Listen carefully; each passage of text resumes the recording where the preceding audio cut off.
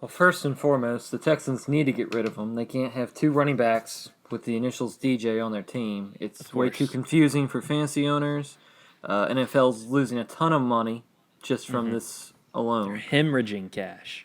But a potential landing spot for Duke Johnson, you would think.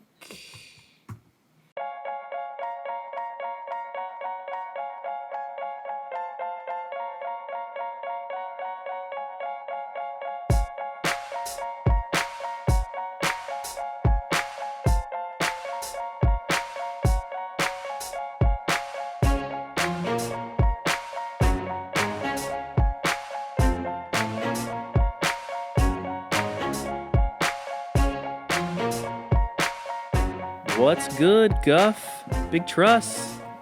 Oh gosh. What's going on? Oh no. What kind of episode is this going to be? Something's happening. I don't know. But whatever it is, we're going to cover it because today we are talking top 5 trades that we think will happen or we'd like to see happen before the trade deadline. Trade deadline is coming up, and we got 5 peeps that we're going to talk about.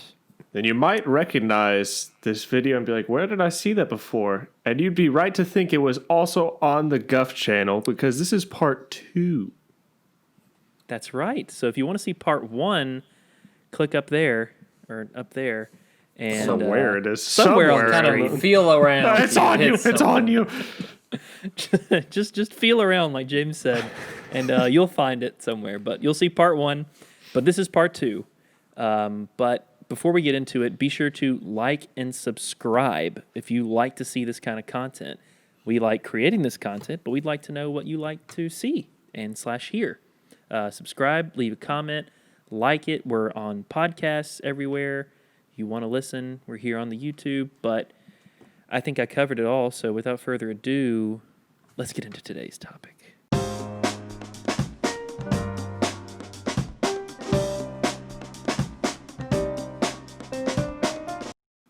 Number 5, we have Zach Ertz, tight end for the Philadelphia Eagles, longtime fantasy producer for owners, for Eagles fans. Everyone loves this guy, but he's not producing anymore. The Eagles don't need him. They have Dallas Goedert, making him a top attractive tight end to trade for in the NFL. Any potential landing spots you guys can think of for this guy? James, I think you meant they have Richard Rodgers instead of Dallas Goedert. He's really their staple tight end now. They're stacked. They're stacked. They don't need Ertz. They have Packers legend Richard Rodgers. Yes. Caught a Hail Mary in one game and never did anything else in his entire Well, and then life. he had that Never let it onside down. kick recovery that he botched. That wasn't him. That wasn't was Bostic or something like that, wasn't it? Yep. I thought it was him. Either way. Yeah, Zach, where do you think Zach Ertz is going to land? I could see this being a good old Patriots landing spot. They've been hurting at the tight end position ever since Gronk decided to retire, decided to be a world-renowned wrestling champion, and then end up in Tampa Bay. They've been hurting at that position, and they're hurting at a lot of other positions as well. But what better way to, I guess, kind of try and form back your offense than to go after the tight end position, which you are lacking in right now. But then, it's a staple position within this offense. You've seen it over the years with Brady throwing to Gronk in New England. So I could see Zach Ertz being a good addition to this offense, good addition to the Patriots. And right now, really, besides Julian Edelman, I mean, N'Keal Harry, he's kind of struggling right now. They really don't have any offensive passing attacks. To have someone as athletic as Zach Ertz to come in there, I think he would see a lot of targets coming off early. I think he'd get a lot of work coming out early, and I think it would be a very good fit. What do you think, Joey? I think the Patriots is a pretty obvious spot. They've been needing since Gronk has kind of been injured, too, even when he was there. Another place I'm thinking that Ertz could land is Carolina. Right now they have Ian Thomas, but it doesn't look like he's getting the volume there. And we've seen the Joe Brady system work at LSU. He's been a part of New Orleans' attack. The tight end gets used there. And I think Ertz would be an instant upgrade over Ian Thomas, and I think that Brady would find a way to get him involved in a pretty high volume passing game. Bridgewater's been throwing it quite a bit, and you've seen Robbie Anderson's been producing consistently. DJ Moore is starting to come on, and Mike Davis is catching passes at the backfield. We see no drop off with CMC, so I think Ertz would be a good place for Ertz would be Carolina as well. Yeah. I like the Seahawks kind of because when I'm thinking of someone who wants to trade for a quality tight end, it's a team who's in the running who thinks they can win it this year. The Seahawks offense is stacked, except they don't have a tight end. That's the only position they're missing. If they get a tight Greg end, Olsen. Old man James, Greg. Old man Olsen. He's gonna die. He can't last much longer. He'll have a heart attack on the field. Him and Julian Edelman go to the same senior center.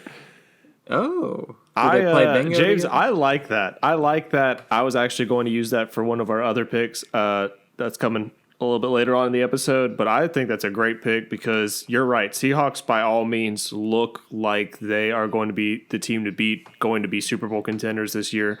What better way to shore up the offense even more than to get a threat like this as a tight end? And we've seen Russell Wilson target the tight end before.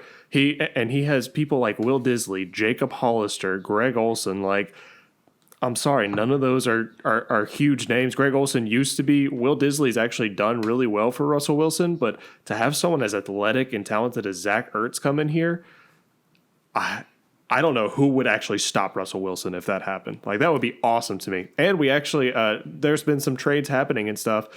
I think the Seahawks came out and said they actually are not done. They've been acquiring some pieces, and they said they are still not done on the trade front. So who knows? Yeah, they've heard been it here acquiring. first. You have. They've been acquiring defensive pieces. I think they're going to try to shore up the defense before they put anything else on the offense. The offense is already humming with Metcalf and Lockett and Carson and I guess even Hyde too. I don't know if they necessarily need that. I mean, I definitely it's an upgrade for sure, but I think they'd rather put some pieces on defense before they start adding to the offense. And But- it's a shiny, beautiful piece, Zach Ertz. He's number 5 on our list, but who's number 4? Let me tell you, Joey, with Yeah. eager anticipation, number 4, we have Duke Johnson, one of the DJs in Texas. Only one of them, one of the two. So why do we have Duke Johnson on this list? Well, because of the other DJ, David Johnson. So Duke Johnson, last year, we actually saw and thought that Duke Johnson was going to take the reins of this backfield, and he ended up not. So I think that Duke Johnson, talent-wise and athletically, like, we know he's a great third down back, but his structure that he is, the way he runs, like, he isn't a bad running back. He could actually be somebody's workhorse back. Now, granted, like, I don't know if he would be like the best workhorse back, but he actually could be somebody's workhorse back. So with that being said, this season, bringing in David Johnson, they really haven't given much to Duke. He's gotten some targets in the passing game, which we expected, but David Johnson's also gotten some of those targets because he's a dual threat. Duke Johnson's only gotten a couple carries each game. I think he's averaging about 3 or 4 carries per game right now. So they really aren't utilizing him. And, last year, going from thinking he was going to be the lead back to this year just kind of spelling David Johnson, it'd be smart, especially where they are right now in the season. It kind of seems like, and hearing some of the reports from Texas, doesn't seem like they are thinking they're the running for the Super Bowl this year. So they might try and dish out some pieces. So I could see Duke Johnson being traded just because they already have their running back. Where could I see him being traded to? Well, let me ask you guys, where could you all see him being traded to, and where do you think, if you think he gets traded at all? James, you go ahead. Well, first and foremost, the Texans need to get rid of him. They can't have 2 running backs with the initials DJ on their team. It's way too confusing for fantasy owners. NFL's losing a ton of money just from this alone. Hemorrhaging cash. But a potential landing spot for Duke Johnson, you would think NFL free agency because he's not good. The CFL?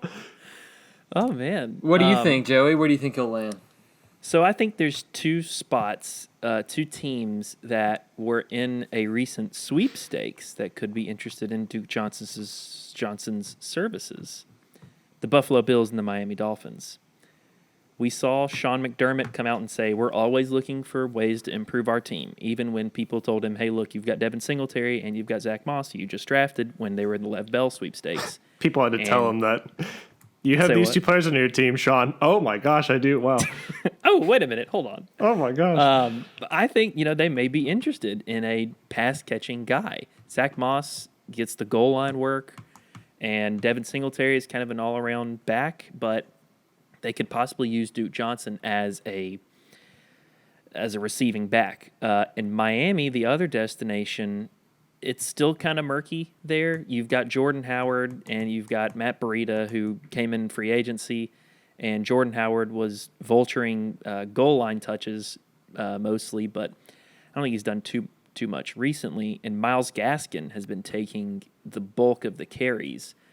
I don't see why they wouldn't want to bring in Duke Johnson, somebody for Tua to throw to at the backfield, and Duke Johnson could possibly take over the lead back role there. Like you said, he's not a bad runner, Zach. He could be a 3-down back at the very least. But yeah, I think the Bills and Miami would be two good spots for him. Yeah, we actually saw with, like you said, Joey, with the Bills in Miami, they were the front runners besides the Chiefs in that Le'Veon Bell signing. So the fact that, which I understand, Le'Veon Bell and Duke Johnson, two completely different names in terms of like athleticism and just all around talent, but they could still be trying to find that piece in their offense. One team that I could also see getting the job done for Duke Johnson is the Bears. The Chicago Bears, right now they're still running with David Montgomery, which he hasn't been doing bad. He's been doing good. He's getting the targets, but a lot of the targets that we're seeing him get are, just short little dump offs. Like it's kind of, it's not weird to see a running back have like 6 or 7 receptions for 20-something yards, but that's kind of what he's having right now. To have someone like Duke Johnson and not Cordero Patterson in the backfield on third downs to actually go out for a nice wheel route or actually run a route like out of the slot would be huge for them. So I could see the Bears trying to make a deal for Duke Johnson. I don't see it being huge for fantasy relevance, but you never know. If you're the second back in an offense, which you could say the same for the Texans right now, there always is that potential if there's an injury or something like that. And I do think he could be a 3-down back if there were injury, whether it be on the Texans or if he were to get traded to a team. What kind of price do you guys think a team would have to pay for Duke Johnson? Not much, right? A late round Probably pick? not. Mm-mm. It depends. Did the Texans make the same mistake that we might and confuse DJ for DJ and accidentally trade David We already Johnson? sent in the paperwork. It's done, David. You're out of here. I'm Too sorry, busy celebrating David. because we got Duke Johnson. Man. I think it would be pretty cheap. Yeah, I think so too. Yeah. You're not giving up much. All right, let's stay on the Texans side of things, actually, and we will go to our number 3 top trade before the deadline in Will Fuller. So this one actually, it's like a shock and not a shock. So this, we've been talking about Will Fuller. We actually have a video on who's going to be better rest of the season, Will Fuller or Brandon Cooks. And, we're talking here about Will Fuller possibly being the number 1 on the Texans team right now. And now we're getting some reports that the Texans are okay getting rid of any of their receivers, just because I think with their record, with the way things stand, they are kind of like on a bailout season. So do we see Will Fuller possibly being traded? Or do we see any of the Texans wide receivers being traded? I don't really know if they'd be able to get anything for Kenny Stills. So to me, really, it's a Will Fuller or Brandon Cooks has the most value for them. But I'm thinking it could be Will Fuller. What do y'all think? Yeah, I think it's weird. I wasn't expecting to see that. Will Fuller is on the trading block. But at the same time, the Texans have 3 guys who kind of fit the same mold. Really, really fast. Brandon Cooks, Will Fuller, Kenny Stills. And, I could see any 3 of them moving on. But Will Fuller probably has the most value out of the 3 of those receivers. But a spot I could see Will Fuller landing is Philly. Obviously, right now, everybody's hurt in that offense, and specifically Deshaun Jackson is hurt. Jackson is the main speedy guy in Philly. He's a Philly legend. I don't think they'd do anything as in a swap for Will Fuller for Deshaun Jackson. I don't think that's a very even trade. But I think Will Fuller could come in and obviously be healthy right now and take on that Deshaun Jackson role of just busting a defense downfield. What do you guys think? The Eagles would be interesting. Another good spot. I know Zach had this on his list. The Patriots would be a good landing spot for them. They need wide receiver help. That would definitely help open up that offense. Julian Edelman, N'Keal Harry, they're not downfield threats. So if they could get a guy like Will Fuller to stretch the field, that'd be huge. Mm-hmm. Now, I think to get the Texans to get rid of Fuller, it'd have to be a pretty high draft pick. I'm thinking like second round for Will Fuller. Yeah, I think it will come at a pretty hefty price tag. Another team that I would love to see sign them, I'm not sure if they would actually try and go out for a trade or not. They honestly probably don't even think they need it at the position, but they do, is the Green Bay Packers. Would love to have that field stretcher in Will Fuller, that experienced field stretcher and not MVS, to pair with Devontae Adams. But again, I don't know if they'd probably be willing to give up the pieces or the necessary draft capital actually to acquire Will Fuller. So we'll see. Joey, honestly, what's probably going to happen is that they'll trade for something and then try and make a trade for John Ross, thinking they got a different type of wide receiver. And in reality, they just got another speedster. The Packers like their boys home-fed, Wisconsin-fed, Wisconsin grass, Wisconsin cheese. Will Fuller doesn't meet the mold. Brats. Just brats and cheese. They like to grow them out back behind Lambeau Field in their garden. Well, they should have some coming up then. That's probably why they didn't draft anyone. But we're going to move on to our number 2 player who we think will be traded before the deadline, and that is Cleveland Browns tight end David Njoku.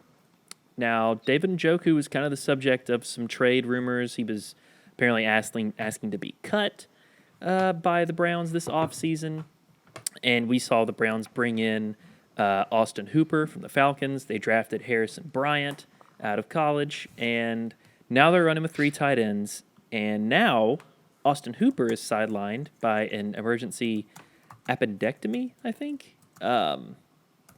Crazy, but yeah, now we've seen in the last game, Njoku and Harrison Bryant took on a much bigger role in this game. It was a big shootout.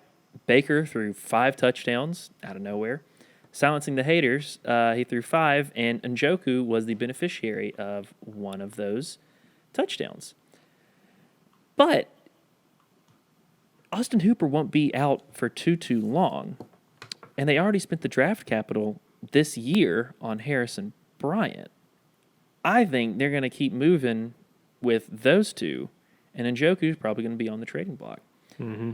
Where do we think David Njoku could land? That is the question. Joey, you said it yourself. It's pretty concerning when Austin Hooper misses time and Harrison Bryant outproduces David Njoku. Yes. Njoku's been in this offense a lot longer, and besides a touchdown catch, in the fourth quarter, I think it was, basically just had about 20 yards on the day, so not a whole lot there. And he's come out and said, we saw it in the offseason. There was trade rumors, talk about him talking to the front office about being traded. Came out, beginning of August, I think, or end of the summer, saying, nope, those trade rumors are false. I want to be in Cleveland. Now hearing again, there's more trade rumors possibly. So I definitely could see him being traded. I don't know why you spend the draft capital on Harrison Bryant, and then you also go out and get Austin Hooper to just keep David Njoku. It's kind of similar to me, though. It's similar to Zach Ertz landing spots. I honestly, James, after you said the Seahawks, could see Zach Ertz being a much better fit with the Seahawks just because I don't see them going out for a tight end unless it was a really big name like Ertz. David Njoku hasn't shown us that he's a great producer in the NFL yet, so I could see the Patriots going for him. I could see them wanting to work with him, knowing he is athletic, knowing he is talented when he has the opportunity. So maybe investing a little bit in him, but not as much of a price tag as Zach Ertz would be. So I think Patriots would be a good landing spot. Yeah, he's a first round draft pick, David Njoku, and I think he's a very talented tight end. So I think if he went to a contender, he'd be very good. We've mentioned the Seahawks, maybe even the Cardinals or Saints could use him. But I think a good landing spot would be Washington. A young team. They don't have a tight end right now, or not. They have Logan Thomas, average at best, in my opinion. They could use Njoku, and I think Rivera's a good coach, and he usually does create offenses that do produce for the tight end position. So I think that'd be a good fantasy landing spot for him too. Yeah. Yeah, I'm glad you mentioned the Cardinals because that was on my list for him. They have Dan Arnold right now, but Kyler Murray is throwing it everywhere. It's in a high-powered offense. I think Njoku would do great in Arizona. I think I don't know if he would do great fantasy wise in Arizona. I think he would do better than what he is in Cleveland right now, but I just don't see him in Arizona He'd putting up obviously- massive fantasy numbers just He'd because go of to all the the top mouths of I the have to depth feed. chart. Well, yeah, of course, but I mean, you can be at the top of the depth chart and still only get like 2 targets because they're all going to D-Hop. D-Hop. Maybe. Yeah.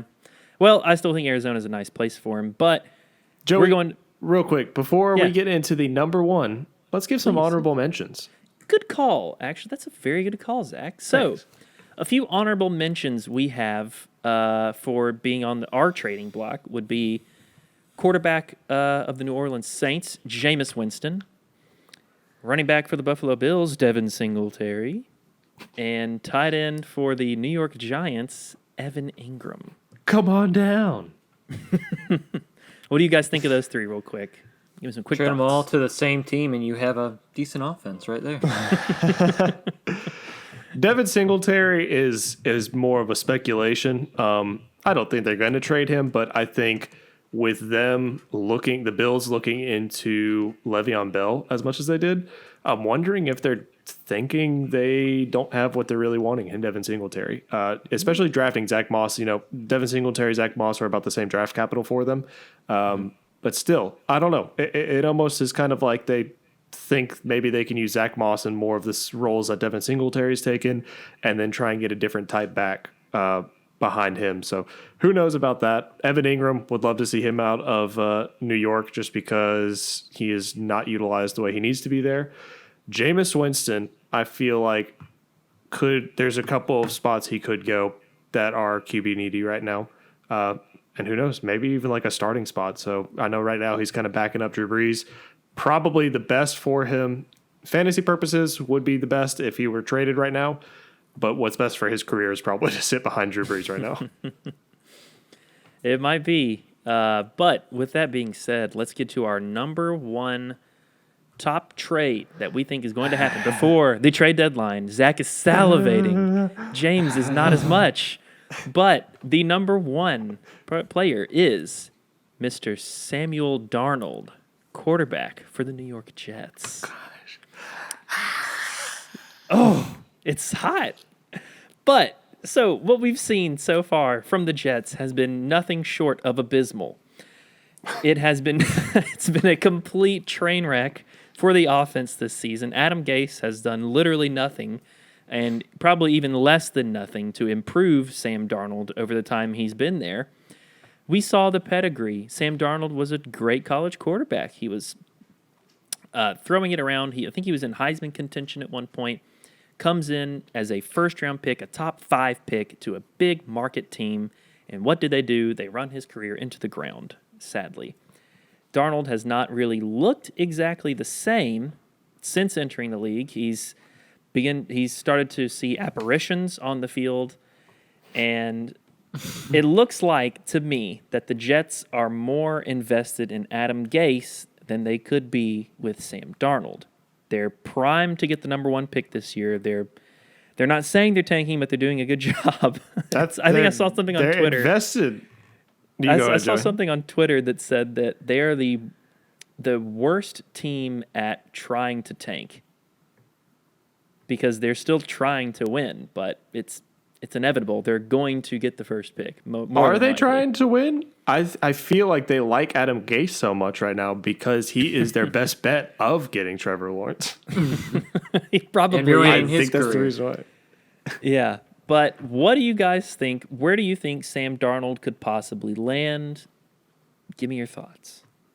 I would like to see Sam Darnold land with a team that has a veteran quarterback they could learn behind. I don't think he's ready to have a starting job after being with the Jets. I think a lot of teams will be down on him. I think his confidence will be down. I think he just needs to learn behind a veteran like Jameis Winston did with Drew Brees, even Teddy Bridgewater with Drew Brees. They didn't have great careers to start off, and Teddy Bridgewater's looking great now that they had that year behind Brees. The Panthers are a decent team. I don't know what kind of trade value you can get for Darnold, though. I wouldn't be willing to give up much for him. I think he still has shown, it's not like Josh Rosen where he just completely like tanked his stuff. I think he shows a lot of bright spots still in his play. And I think a lot of teams will know this is like a Jets thing. Like it's like you have to, as a team in the NFL, you have to look at the Jets and just be like, oh my gosh, do we have to invite them? Like, like I feel like they have to know that the Jets are just all around like trash. So there's a couple spots I could see him going. So, James, if we're going with your take right now with him needing to sit behind an established QB, a vet, kind of learn the ropes, I could actually see the Raiders possibly being a good landing spot. Derek Carr has, led them, but at the same time, I feel like Gruden and Derek Carr are not always on the same page. I could see them wanting a Sam Darnold there to learn maybe for a year or so behind Derek Carr and then kind of supplant him and see how the offense goes from there. I actually would rather see him, though. I don't think the Cowboys would make a push for him just because Dak's going to come back next year. So I don't think they'd make a push for him. But I could see the 49ers. I think the 49ers probably are not as invested in Jimmy Garoppolo as they were to start with. I think that offense, honestly, I could run that offense and handing off the ball and then making a throw every now and then.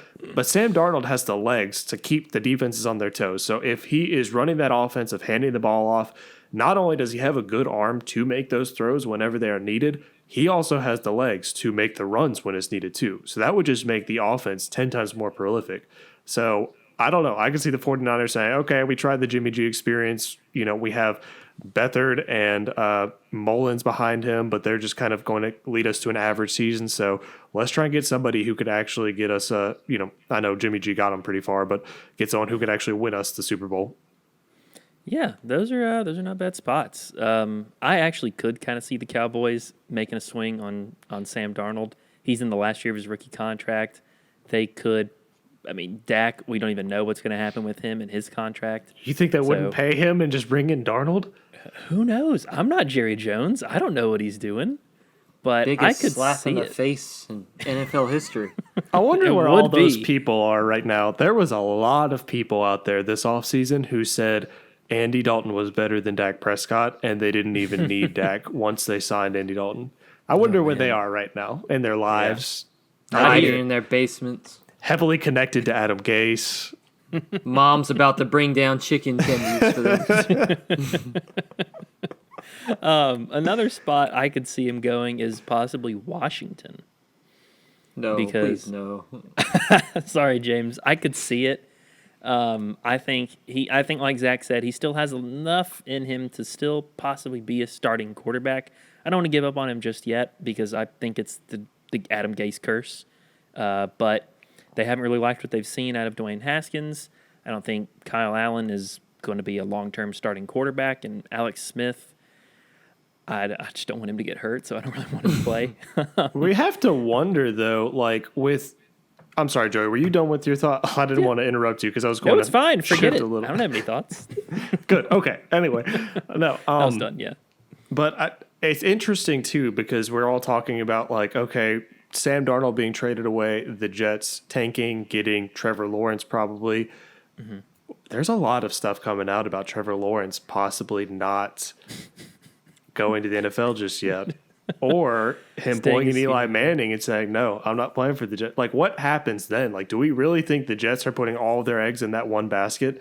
Or do we think they might try and hang on to Sam Darnold just to for the rest of this season at least to make sure they're able to secure a QB and then can get rid of him. I say they're swinging. I don't have any faith in that front office. That's probably the most Jets thing to do, honestly. It is. To trade Sam Darnold, hoping to get Trevor Hoping Lawrence, you get Trevor Lawrence. and then you don't. Nope. Now, there's That other sounds good about right. quarterbacks in the draft, too. Yeah. But, yeah, Trevor Lawrence would probably be the first pick. Right. But that's going to do it for our top 5 players we think could and we hope would get traded before the deadline. To recap, from 5 to 1, that is Zach Ertz from the Eagles, Duke Johnson on the Texans, his teammate Will Fuller, also on the Texans, tight end David Njoku, and quarterback Sam Darnold. So, hey, leave a comment below of who you think is going to get traded or who you hope would get traded. Be sure to like and subscribe. Go grow up and get guffed.